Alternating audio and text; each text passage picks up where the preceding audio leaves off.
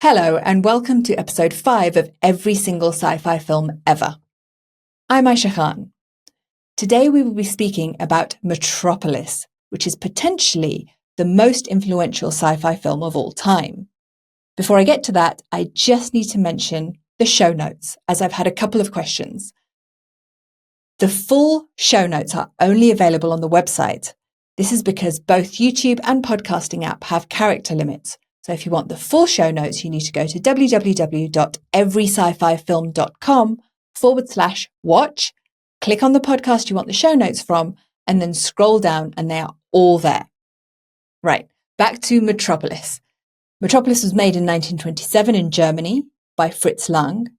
It cost somewhere between $1.2 and $1.6 million to make, which is expensive for the time, but the most expensive film of that period was Ben-Hur, made in 1925, which reportedly cost $4 million. A bit about 1927. The US produced The Jazz Singer in 1927, which is almost the first synchronized sound film ever released, but not quite. And it was also the year Laurel and Hardy made their first film together. 1927 also saw the Academy of Motion Picture Arts and Sciences become established.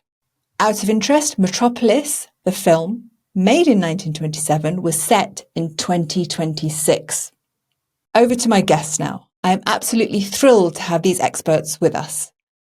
First of all, we have Sonja Fritschi, who is a professor of German studies and author/editor of multiple books on science fiction.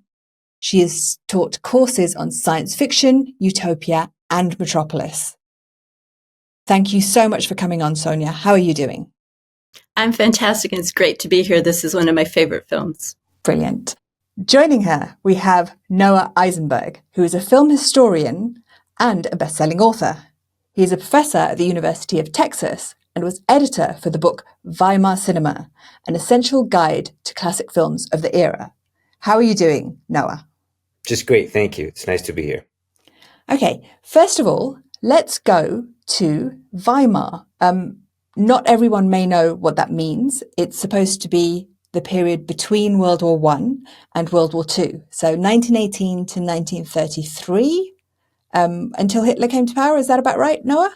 It's about right, yeah. So you have, of course, the end of the Great War in 1918. You have a lot of upheaval and unrest through and even sort of thwarted attempts at revolution into 1919. And around 1919 or so, 1920, the Weimar Republic really is at least the fledgling democracy is intact and will remain intact until January of 33 with Hitler's stunning ascent to power, yeah.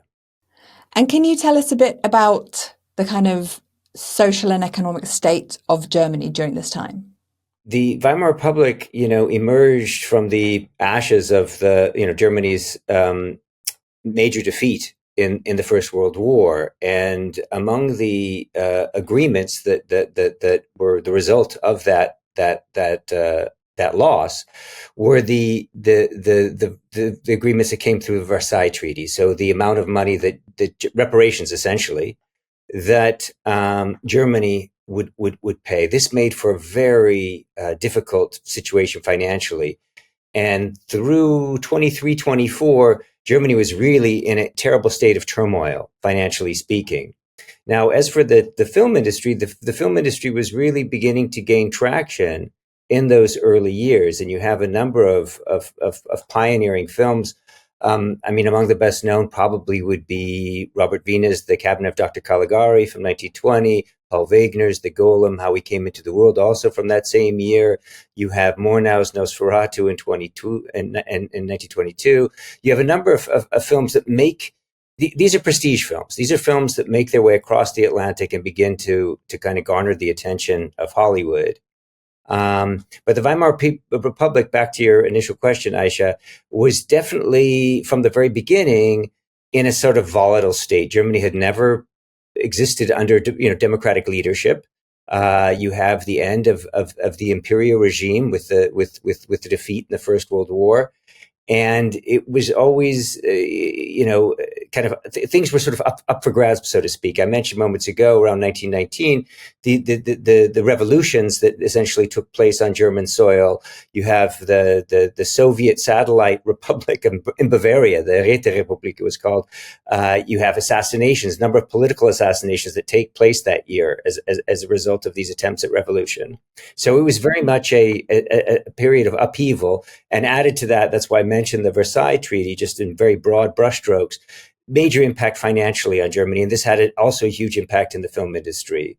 And so it's in the run-up to Fritz Lang's Metropolis at 27, which was filmed over a year and a half. It was an incredibly long production session, essentially broke the bank at UFA, went way over budget. We can go into all those details in just a bit. But this was around the time that in the period of stabilization, as they called it, that UFA, the leading studio in Weimar, Germany, made an attempt to kind of come together with Hollywood in what was called the Parufa-Met agreement. So it was Paramount, UFA, and Metro, MGM. And so there was an attempt to kind of not only to stabilize the film and to prop up the film industry, but to kind of make peace with Hollywood to a certain extent. Making it, the agreement stipulated that a certain number, relatively large number, of Hollywood films would be shown in Germany, and at the same time, UFA would have its opportunity to have, to release its films in the United States. And so German cinema is actually quite popular at this time, and it's kind of becoming world renowned. But also, like, socially, as you said, financially, Germany suffered terribly after World War II. But currently, World like, War if we're looking at World War I, sorry. Yeah, it's okay. And right now, when we're looking at 1927, Hitler is already holding rallies, and he is there along with many other political parties. So the German Workers' Party, Hitler, which ultimately became the National Socialist Workers' Party, it was in existence. He had his 20-point party program already a handful of years before, more than a handful of years before Metropolis was released in January of 27. He had already served time. He was in prison. He'd written Mein Kampf while in prison for his failed putsch. Again, I mentioned the different revolutions. You have revolutions both that are attempted from the left. I mentioned the Soviet Satellite Republic in Munich, assassinations of Gustav Landauer, Rosa Luxemburg, etc. These political assassinations. You also have the attempted putsch revolution takeover from the right. In the case of Hitler, who as a result is then imprisoned in Bavaria, where he writes Mein Kampf and begins his whole posture. I mean, it's a familiar posture today, sadly, but at this posture of being the victim, of being, and the Germany is under the control of Jews, of essentially of outsiders, of all ilk, of all stripes, and of course the very nature of the Weimar Republic as a democratic state was dubious in the eyes of Hitler and his supporters. Right, Sonia, can we go to you a bit more about when people say Weimar? What does that mean, kind of artistically? And also, what does that era represent? Because although there was all this political upheaval, it's kind of more known for its artistic movements, is it not? Oh, it was a rich and creative experimental time. I mean, the upheaval brought a lot of artists, particularly to the larger cities. The cities were developing at this time, particularly Berlin, of course. I think what's interesting, because we're talking about a science fiction film, is that Germany rapidly industrialized at the end of the 19th century, and Berlin became the second largest city in Europe at this time. You have Metropolis is demonstrating all sorts of anxieties surrounding modernity and the shift to the city. You have people moving to the city, the creation of the working class.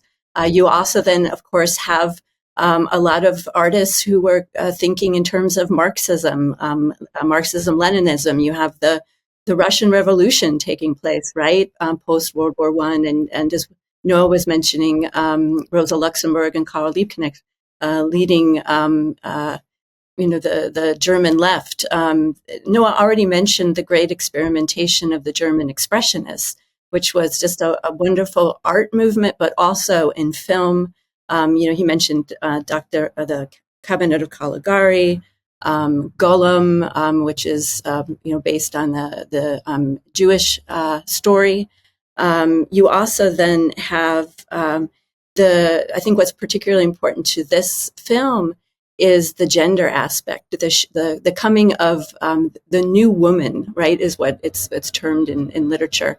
Thinking about women coming to the city, getting jobs as secretaries outside of the home for the first time, the women artists becoming more and more visible in artistic movements, not celebrated as much. That's coming out more now, right? And we can talk a little bit more about Thea Von Harbou later. But the coming of then a lot of the night scene in Berlin, cabaret, a lot of African Americans coming to the city of Berlin and playing jazz, that became very, very popular. So I think this is just an exciting time. And, a lot of it, there's a lot of continuity to Berlin today as well. Can you tell me a bit about Fritz Lang? Like, how does Fritz Lang come here? I want to talk a little bit about Thea Von Harbou's relationship with him, and how they come to the beginning of making this film. So Fritz Lang had trained as an architect and also worked in studio arts before he began his career as a filmmaker. His career really took off during the Weimar years, and it was his Nibelungen trilogy, the parafilms that he did, Die Nibelungen, then based on the medieval epic saga. First, Siegfried's the death of Siegfried's Tod, and Kriemhild's Rache, Kriemhild's revenge, the revenge of Kriemhild. So these are like very, very old texts, which him and Thea have then adapted to the screen. And are they considered to be what made Fritz Lang to some degree? Well, I wanted to recognize those two films because in many ways Metropolis pushes completely against. He kind of flips the script. He's focusing on a medieval, this very fundamental and generative story for German culture, the Nibelungen, that finds its way into the Wagner, into the Ring cycle, and finds its way into all sorts of culture in German-speaking Europe. Here, as Sonia rightly pointed out, with Metropolis, really what you're dealing with, as she alluded to, in terms of the anxieties with respect to modernity, you have this vision of the future that is through a kind of sci-fi lens, but also through the experiences, and that's why I wanted to mention the Nibelungen, of Fritz Lang being in New York and coming over with Erich Pommer, the leading producer of the UFA studio, but they arrive in New York Harbor in the fall of 24. The script for the film already was more or less intact. So the story that Lang used to tell in his kind of self-mythologizing mode was, I saw the skyscrapers of New York City, and that really set the sort of the tenor. And in many respects, he's right. I mean, it does, visually speaking, but the story itself that came largely, and we'll speak about Thea Von Harbou in just a moment, came from his collaborator and then wife. It's the visual dimensions that I think are so, so much in marked contrast to those that he brought to the screen in the Nibelungen. The other major film, and there are several, I mean, he was very active. You have Spione, you have Dr. Mabuse, the first of his Dr. Mabuse films, Dr. Mabuse, Der Spieler, Dr. Mabuse, The Gambler from 22. Which are very, this is a street film, and which became sort of a subgenre within Weimar cinema, the so-called Straßenfilm. So, Lang was very talented, was very visually oriented, again, kind of coming out of architecture and studio arts. But I do think that his sort of fascination with the big city is very much on sort of full and even bombastic display in a film like Metropolis. But this is a preoccupation. And by the way, it's a preoccupation that he will bring with him when he makes his way, like so many other emigre filmmakers, to Hollywood and begins to work in film noir. He has his American debut with Fury, not so much in noir, but then Scarlet Street, Woman in the Window, all the way up to Big Heat. I mean, so these sort of the street films and that fascination with the world of the street and crime and so forth is something that stuck with him. Okay. And so basically in 1926 or even 25 when it began to be made, he's already proven himself to be a successful filmmaker, and he is given, he's put at the helm of this very expensive for the time and grand film. And maybe we can go to Sonia now to talk a little bit about his partner. Well, and I think we could also say that Fritz Lang liked to create films about myths and great grandiose stories, and he also did the same about himself. I think that's something that we have to. He was the quintessential 20s film director, large ego, always creating stories about experiences. And the reason why I say that is because when he met Thea Von Harbou, that was in 1920. They were married a couple years later. There's a story that he was married at the time, and there's a story that she found the two of them, right, and that she was shot, and he explains it as she committed suicide, and he said, and then people think he might have shot her, and of course this played on his fame as well. That beside the point. So. The literature is saying that so Fritz Lang and Thea Von Harbou maybe loved each other for a little while, but really what this was, and it was an incredible collaborative partnership. And I don't think she's gotten enough credit for that. Part of that is because of her later activities, frankly, with the Nazi Party, and I'll talk about that in a minute. But in Weimar, Germany, her works, the amount that she contributed to the film production in Weimar as a screenwriter was really, really incredible. She, was married to Fritz Lang for 11 years. She made 9 films with him. Really, without her, I don't think he could have been doing what he was doing, because she wrote the screenplays. They were her stories, and he then was the director. So we talk about Dr. Mabuse, der Spieler. I'm just sort of talking about some that are important with science fiction. Metropolis, Frau im Mond, Women in the Moon from 29. But she also then made 4 films with Murnau, who was also a leading film director at the time. These films, she was brought up in Bavaria. Her aesthetic was really much more traditionally conservative, strong monarchistic stories, really German nationalism. Wouldn't say it was National Socialism, really, but those two came easily together, right? So that, that parsing that out can be difficult. Again, as Noah was talking about, really playing into the anti-Semitic later, right? But also really basically foreign influences and the dangers of the foreign, which, was a common trope across Europe really at that time. So I think what's particularly interesting too is that also themes of urbanization, industrialization, really in Metropolis, and I think this is important for the politics, that you have the hero is reconciling the capitalist with the worker. So when thinking about, I know you have a podcast on Elida, right? The Queen of Mars that came out in 24. There you have a revolution on Mars, right? Partizanov, this is early Soviet film, and they're really talking of the working class overthrowing the capitalists. The Tsar, of course, have been overthrown. Here, this message from Thea Von Harbou is very, very different. It's much more, we have it's not really the bourgeois hero here, it's the hero from the upper class, the mediator reconciling the capitalist with the worker, right? And that gets you to the populism that goes to the National Socialist Party.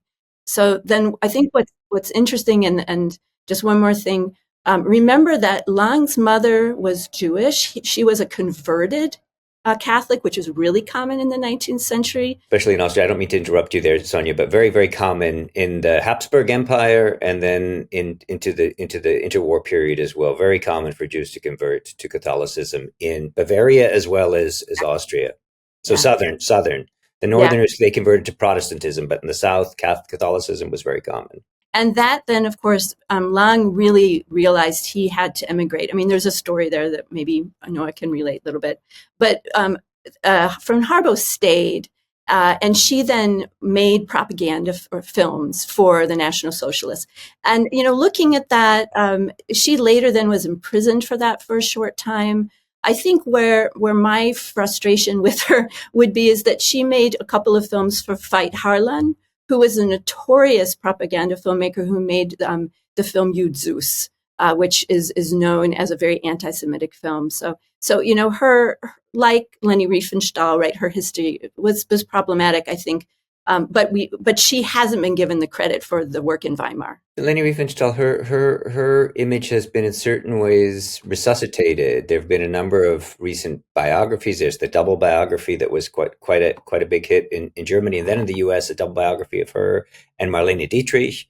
There have been a number of filmmakers who have kind of come to recognize the aesthetic genius of Leni Riefenstahl. If you can kind of, for a moment, bracket out her politics.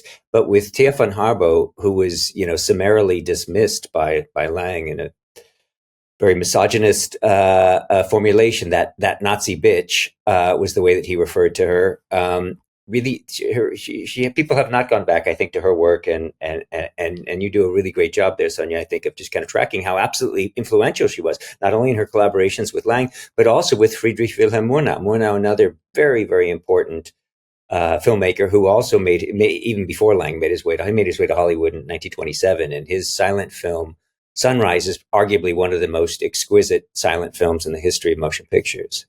And it's his foundation now, right? That's helping to absolutely, yeah. And so yeah, if we get to at some point, Aisha, to the missing 25 minutes or so of the film that were found in a vault in Buenos Aires, it was the Friedrich Murnau Stiftung, the foundation that supports the preservation of silent films. In this case, Metropolis. Just to explain to people that Metropolis was like 2.5 hours long approximately, and was edited down into multiple versions, which were then sent across the world.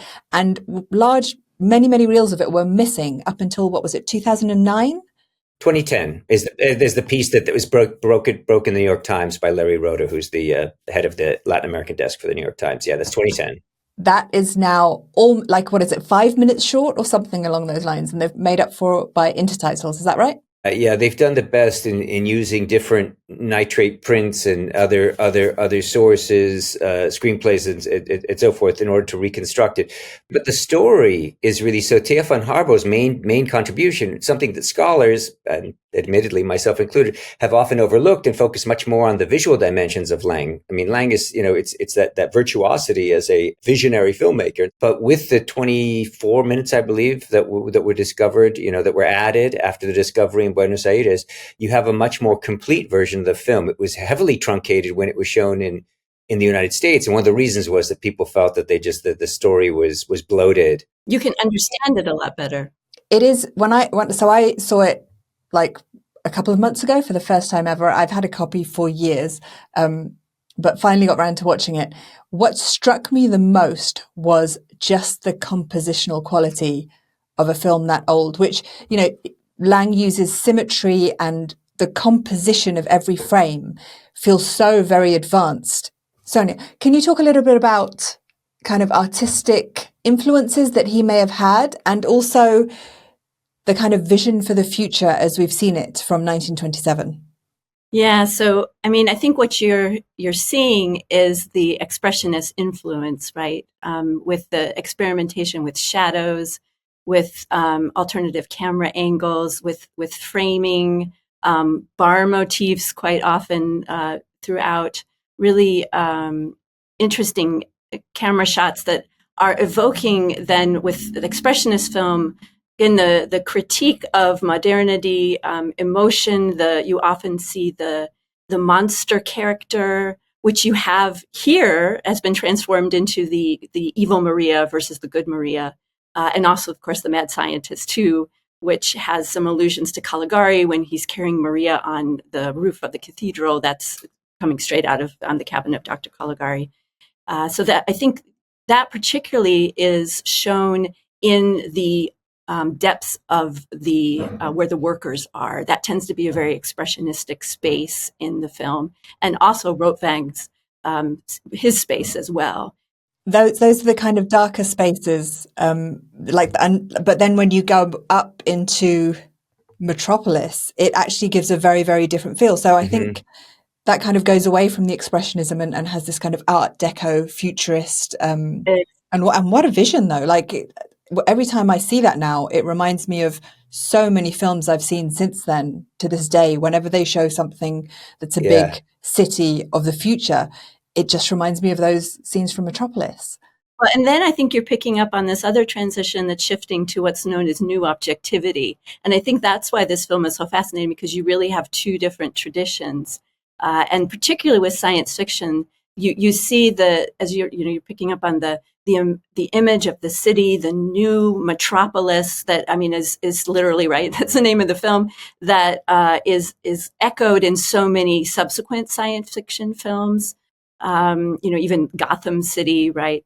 Thinking about, and the illusion, the impression of New York, but also, again, merged with what is in Berlin, with futurism, with the worshiping of technology, the worshiping of electricity, the machine man. This is also coming out of Russia, right? With a lot of the experimentation going on there on the left.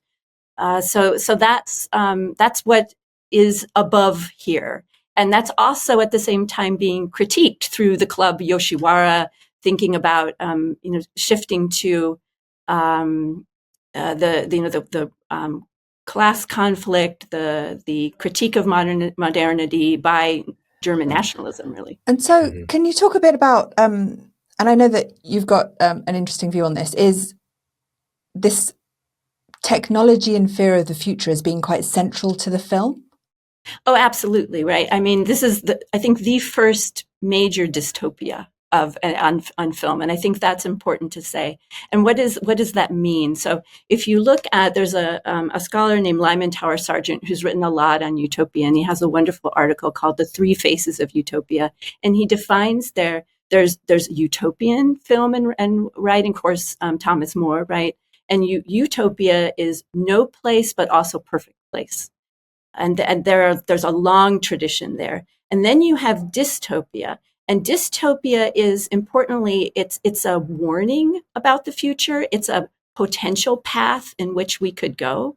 That is a bad negative future. It's where you don't want to go. But there's also a way out. There's also pointing towards, well, this could be really bad, but if we go in this direction, then that's the way of the future. And that then is where we get with the mediator and, peace and the good Maria.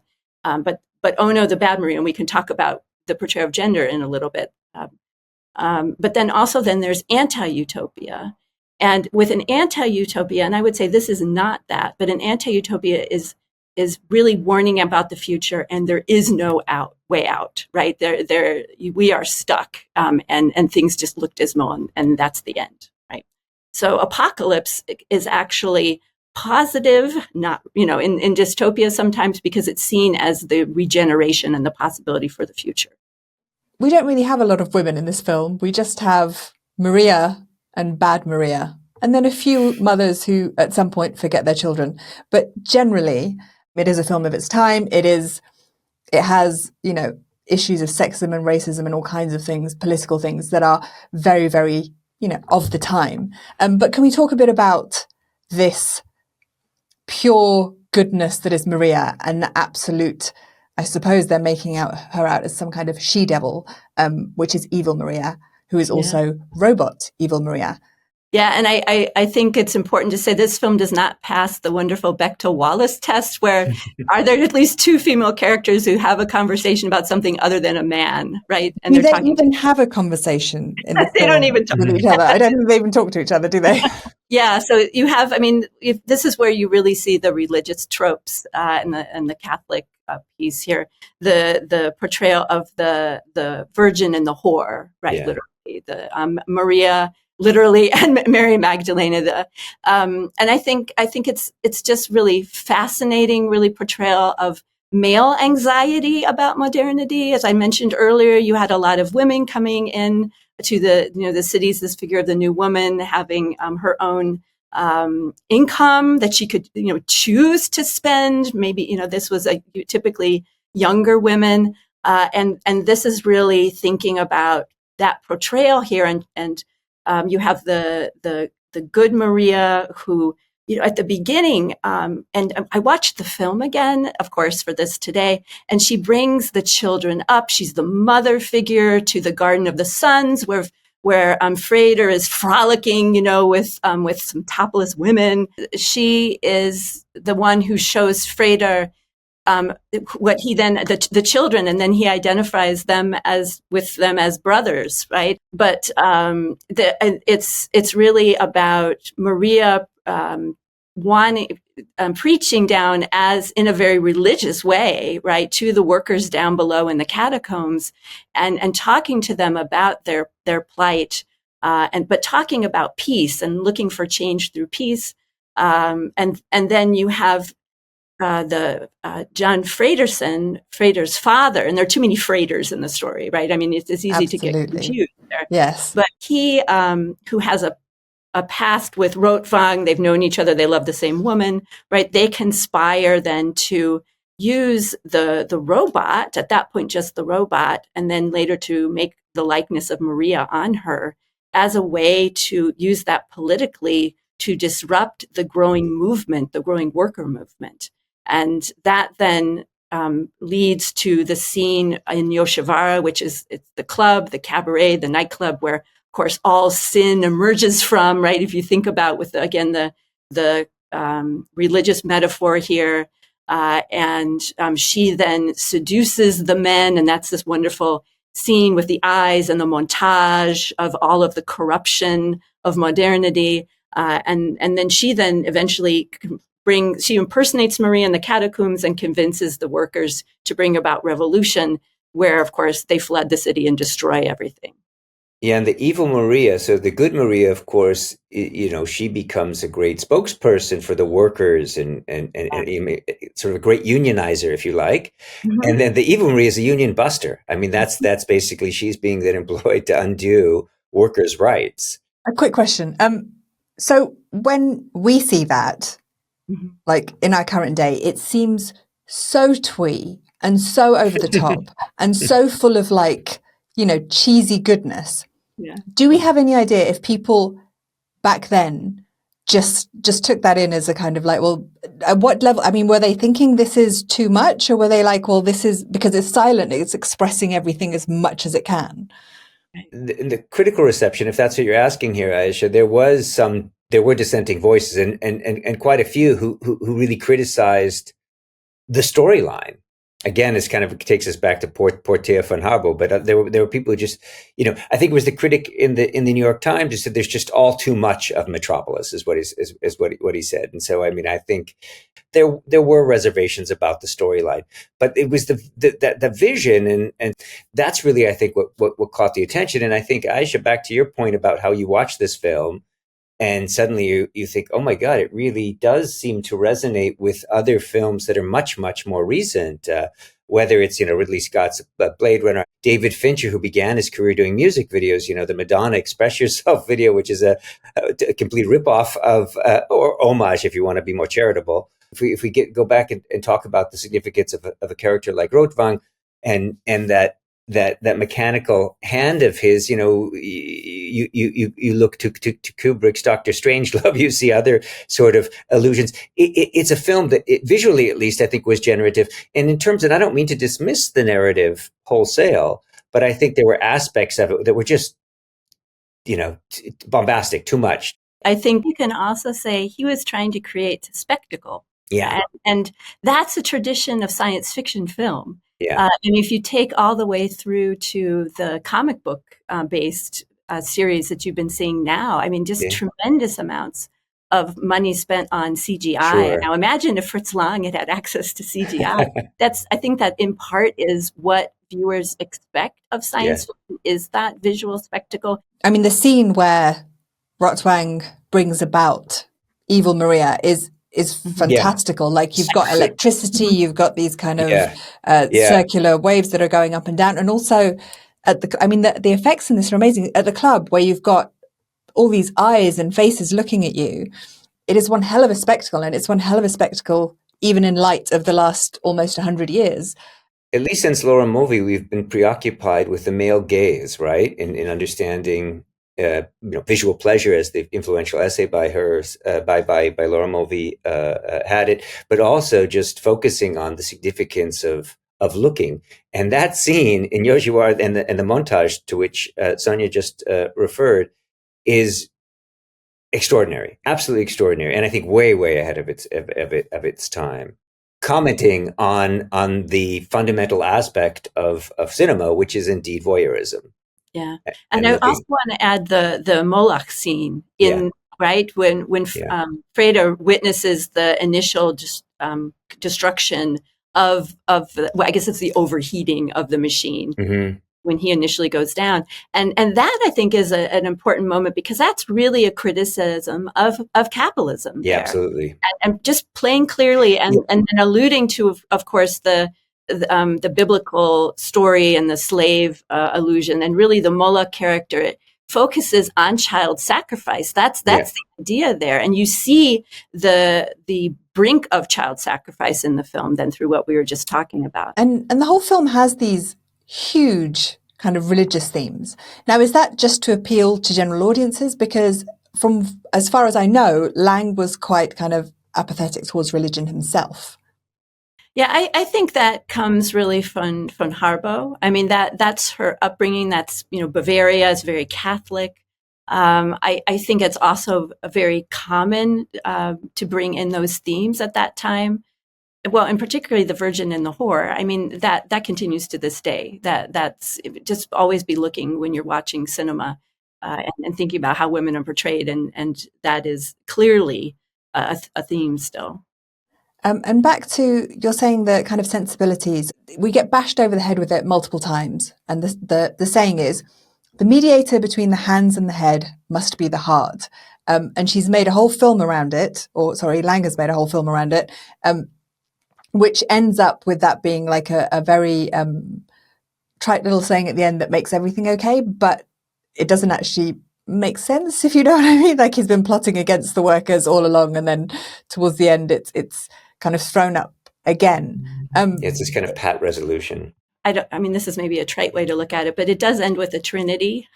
And, you could say that he is a Christ figure, I suppose. I think this is where more study needs to be done about Von Harbou. I think we need to look more at her screenplays and really think about what are the themes there. What was her greater project? And I think that's yet to be done. As Sonia rightly points out, in Bavaria and in Lang's Austria, Catholicism, people were steeped in this kind of imagery, this kind of iconography, Catholic iconography. And so you have it on the screen makes sense. But also in terms of the storytelling of the period in Weimar cinema, so much of it was indebted to these larger kind of almost archetypal stories. Again, whether Faust, whether the Nibelungen, even Metropolis. Interesting. So I think Metropolis has always, when you start reading about it, has this tendency to be linked to Nazism. Like it's rumored that, Hitler was a fan, Goebbels was a fan, he was the head of propaganda. So when we look at the film, it's almost all white people, but there's a few disturbing images. So Sonia, can we talk a bit about those? Yeah, so first of all, I do think it's important to say this film was not made in Nazi Germany. It was made 6 years before, so we can't start to read things backwards, right? I think that's really, really important, and to take it in the time that it was made, which, of course, as we've been talking about, there was a lot of tumult. And, of course, there was the German past before that. So I do think, I've often looked of where is anti-Semitism in the film? Is that there? And I don't think there's direct anti-Semitism, but I've always thought that what you were talking about earlier, and this is why I wanted to bring that up, is that the Rotwang character, the mad scientist, that idea of the alchemist, the past, that if you look at a film like The Murders Are Among Us, which comes out, of course, after, there is a Jewish character who is like that in that film, and it's absolutely an anti-Semitic character, I would say. So I think that can be seen, but it's in Rotwang, but it's not directly there. What is directly there, though, is when you have the introduction of Yoshiwara and the club, and of course that's a Japanese name. The Pleasure Quarter. It's a great name. There was, of course, an affinity for Japanese culture at this time, and that is seen in, if you think about even in the Art Deco, but also in earlier, the turn of the century. when in the club, when you have the evil Maria introduced, and she comes up on this pedestal, for lack of a better word, Mm-hmm. that there are slaves, and Mm-hmm. I think probably blackface. I would assume. No, apparently he Lang hired. I can't remember the figure of black actors or extras who were hired, but they were, and we see them as they are lifting. I sometimes refer to this is the debutante ball, Maria's coming out party, essentially. But they are hoisting her up, and they are marked, I think, as slaves. Yeah, And I that's, think they are, and there's the earlier scene when 11811, right? Mhm. It's the flyer, and there's a scene there where it's very quickly portrayed, and it was also a montage. It's the first montage I think that you see. There's a scene of a black man, I assume African man, and then an Asian face, right? And then a woman, sort of more of a club, and we do also see at that point, I think. I want to say two lesbians, but I'm not entirely certain, right? But it's just very much this threatening underworld, right? That is Of diversity. exactly, versus that Club of the Suns and the scenes of the Olympic type of right. scenes that you have with them running, right? That does remind you of some of Leni Riefenstahl's Absolutely. Olympia. Yeah, Right, so. but the other thing that I think is worth mentioning here is that, because we were talking about all the upheaval, the deprivation and so forth. This also was a time, however, and this is what I think Yoshiwara kind of in a kind of broad brushstrokes captures, is the much more libertine attitudes and sort of sexual and social mores of the Weimar period. I happen to have next to me, I'm working on another project, but this book by the late Mel Gordon, who was a theater professor at Berkeley, but called Voluptuous Panic, the erotic world of Weimar Berlin. And I think that the Yoshiwara, the nightclub scene, really captures that. I mentioned before, the sort of the voyeuristic elements, but also just the eroticism of it too, I think is capturing, kind of riffing, if you prefer, on the kind of the exotic and eroticized nightclub scene of Berlin, where there were so many different clubs. Not only were there lesbian and cross-dressing clubs, but there were clubs where I think Josephine Baker's performing in Berlin. The French are speaking of negritude already at that point. There is a sort of focus on blackness.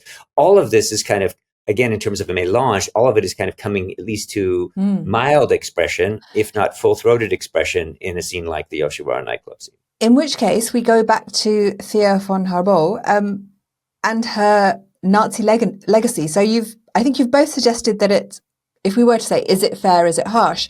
What are your views on that? Is it just that, yes, she did go down the Nazi route and we can't forget that, but there is a bit more nuance? So I always look to the decisions people made in 1933, because she had an opportunity to leave and go with Fritz Lang to Hollywood. Clearly had that opportunity, and she did not. And she stayed, and she then divorced him because she had to, because of the laws that were put in. The Nuremberg laws, yeah. If you stayed, you had to, in order to work, become a member of the party. You had to, really commit yourself to that project. So the decision to stay was a conscious one. And then the decision to actually make films for the Third Reich, to work in Goebbels' propaganda machine. And also, she could have stayed in Germany and tried to do some other position. She didn't have to continue to make films. I think, so if I could just add to that briefly, I think that Sonia rightly referred earlier to the self-mythologizing of Fritz Lang, and he was one in a long line of emigre filmmakers who get to Hollywood and begin to kind of. And can we mention the story before we go into that? So the story is that Fritz Lang was called into the Nazi party by Goebbels, and he was said, you might have. I assume they know that he had a converted Jewish mother, but since you're such an amazing filmmaker, we would like you to stay and work for the Nazi party. And he claims that he caught the next train to Paris, and I think both of you have now suggested earlier that he may have been someone who liked to tell stories. Yeah, I mean, he definitely liked to tell stories, and a lot of these filmmakers too. They were interviewed. Peter Bogdanovich did a series of interviews with many filmmakers of Lang's cohort. In Who the Devil Made It is the name of the collection, and these interviews were conducted, years later. So when they were kind of in their late phase of their career, and many of them, including Lang and Ulmer and Siodmak and Wilder and others, they embellished their stories as a means of kind of self-aggrandizement. Lang, and this is the part that is, I think, most assuredly true, is that his films were so influential and he had so many acolytes on left and right. And so the fact that Goebbels himself was in the fan club, the Lang fan club, doesn't surprise me in the slightest. There is one H.G. Wells scathing review, which I will add in the show notes, where he calls it a silly film. And then Lang himself kind of disowns it to some degree. His quote is something along the lines of, "When I made it, I liked it. When I finished it, I hated it." Yeah. Why do you think that was? Again, I've pointed a couple times to the extraordinary duration of the film. I mean, you work on something for a year and a half. The amount of footage, it had this crazy shooting ratio, a shooting ratio of 1 to 300. They shot so much film. And remember too that how much the film cost and that it didn't recoup, right? I mean, it certainly wasn't popular with UFA at that point. No, it essentially broke the bank at UFA. Oh, and then his next one, Woman in the Moon, as wonderful it was with trying to portray the German rocket experimentation. There was so much going on with rocketry at that time, of course, that we know that led later to the V2 experiments. That just unfortunately just flopped, right? I mean, it just wasn't nearly what Metropolis was. I mean, M is one of those films that repeatedly makes it to the top films of all time, and it really is with incredible. good reason. Whereas Woman in the Moon, I just want to mention, doing the Sci-Fi podcast, I did watch that, and the bit that I love is the fact that this guy comes out and he's just burning matches on the moon, and he realizes that they have oxygen, and so he takes off his helmet. I'm like, that's just wonderful. I just love things that are kind of dated like that. It's just really lovely. What you have there, because you have these science fiction films that are these great adventures and these great dystopias, and then you have science films that are really demonstrating where people are with imagining science and where we are with rocket technology, for instance. Yeah, Women on the Moon, the scenes of the rocket being taken up and taken out, they take far too long to kind of like this. Three-stage rocket, and that's important, right? It's the first time. I mean, there's so many things there, right? Zero gravity, right? It's later they're magnetic boots, but they're putting their feet under straps, right? I mean, they're really thinking through what is this like, and that's what the film is about. Yeah, it's fun, but it's nowhere near in comparison. So then he goes to make more Mabuse films, and then he gets to the US, and it goes from thrillers to noir. Is that right? Well, he begins with Fury in 1936. That's a Spencer Tracy, Sylvia Sidney vehicle for MGM. He arrives with a big contract in hand, but he was not happy with the studio system and with the modes of production in the United States compared to Germany, where he was this wunderkind, where he was accorded all of the freedoms of essentially being, head of production, essentially being, basically having final cut. And having unlimited budget, as was the case of Metropolis and all that, and he was on a much tighter leash. But aside from Lang, in terms of the ongoing legacy of Metropolis for science fiction cinema, can we say it's the most influential sci-fi film of all time? We're being backed into a corner here. Yes, I'm backing you into a corner. I want an answer, yes or no. Most influential of all time, Sonia, you're much more the scholar of science fiction than I am. I would say it's one of, just particularly when we've talked about this some, when you look at just all of the films that allude to it, that start out with in the same way as Metropolis does, with all sorts of gears turning, and there's so many allusions. I mean, you've mentioned Madonna. Like in terms of that cityscape, just because when I was doing the research, so we've got Blade Runner, we've got Fifth Element, we've got Minority Reports, we've got all kinds of Batman films. Batman Returns. There are just so many there. And I think really, if you think about the portrayal of the mad scientist and the lab, the cityscapes with the flying the planes. I mean, we think about the Queen video, right? That was done. That's Radio Radio Gaga.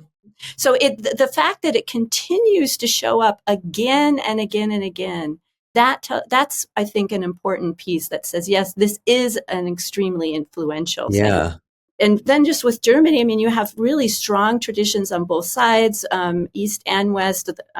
Last Spaceship on Venus, which is the best known one coming out of East Germany, made its way to Hollywood and also has a wonderful history of being cut and repackaged to show in the United States. There were a number of films that happened from the East for that. I think one of the best known in the West is Fassbinder's World on a Wire, and that's been just talked about. There's a lot there. One of my colleagues, Evan Tornar, is working on a book on German science fiction cinema, and I would be looking for that coming out in the next year or two, I think. Thank you for that. Do you have any additional closing thoughts that you want to add on the film on top of that? I just, I watched it again. Thank you for the opportunity to go back and rewatch it. And I see new things in it. One of the things that I saw this time was when Maria comes up with the children and they go to usher her away, they stop, and bow their heads. And she decides when she's going back down. And that agency there, I think, is really, there are very few scenes like that in the film, but I think it's significant. And I hadn't really ever noticed that before. So thank you for the opportunity. Yeah, I want to make a hat tip, if I can, to the great Lotte Eisner, whose early pioneering history of Weimar cinema, The Haunted Screen. She did two biographies, one on Lang, one on Moore. Now, from the Lang biography, I went back and read the chapter on Metropolis. One of the things that she points out that's kind of been implicit here, but we haven't really articulated it, is how much, this is a silent film. You mentioned, Aisha, the jazz singer kind of beginning to pioneer sound technology. But what she says is that in this film, visually, the film talks. We don't actually have sound, but we've mentioned that. How can you not mention the pistons, all of the movement, the dynamism of the city? It creates an almost quasi sound to some extent, and I think that's it's worth mentioning. I think the tradition of the sound is important because there have been multiple soundtracks written for the film. Yes. And still today, Giorgio Moroder's. Yeah, exactly. Still today, if you're in Germany, you can go to, if you're lucky, a production of this with a live orchestra. There's nothing like that. And I was giggling about the Moroder score, but it's actually kind of great. It's very retro. It's fascinating. I think I need to do a little bit of a deeper dive into that, but it could be the most 80s thing. It's super 80s, incredibly 80s. And a big hair just starts growing when you listen to it. Yeah. One thing I wanted to try is there anything you would like to recommend people watch or read, or something that this film reminds you of that you would like to recommend to people who are listening? I gave my hat tip to Lotte Eisner already. I don't know. Let me turn it over to you, Sonia. Maybe something else will come to mind. But and I think my homework would be to give to people would be to say, go watch some more of these films. Don't just stop with Metropolis. We've given you a lot of titles during this session, and they're easily accessible. It's a rich tradition, German cinema, particularly the Weimar period and before that. It's wonderful that, and then of course that influenced U.S. filmmaking so much because those directors and screenwriters and actors, right, all came over and did a lot in Hollywood and in the United States, as shown by Fritz Lang's influence in film noir. So there's a lot of really global science fiction history, but global film history that comes from this. And I'll put as many show notes as I can, as I said, on the website, full show notes. Thank you so much to my guests, very, very much for coming on and speaking to me about this.